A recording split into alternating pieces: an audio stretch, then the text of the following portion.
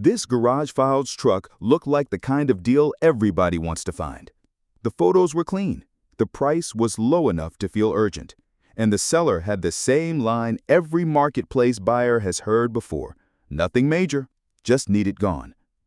But the first clue showed up before the buyer ever talked numbers.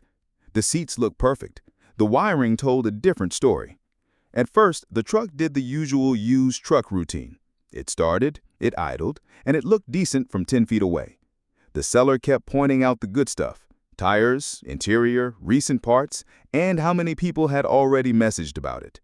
That pressure is exactly why buyers miss expensive problems. The buyer slowed the inspection down. No rushing, no revving it just because the seller said it ran strong. No ignoring the small thing that felt off.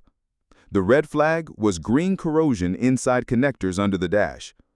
On a cheap truck, one warning sign does not always mean walk away.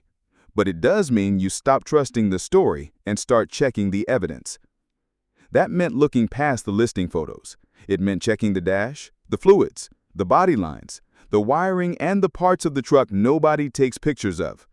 Then came the scan. The important part was not just whether a check engine light was on. The real value was in random communication codes pointed toward electrical damage. That is where the deal changed. The truck was still technically running. The seller could still say it drove, but the risk was no longer hidden. It was sitting right there, waiting for the next owner to pay for it. And that is the trap with cheap marketplace trucks. The problem is not always that the truck is broken. The problem is that the discount is smaller than the repair bill. The buyer did the math in the driveway. Price, parts, labor, unknowns, and the chance that the first repair would reveal the second one. That is when the deal stopped looking cheap. The lesson is simple. Water damage hides under trim, carpets, and fuse panels.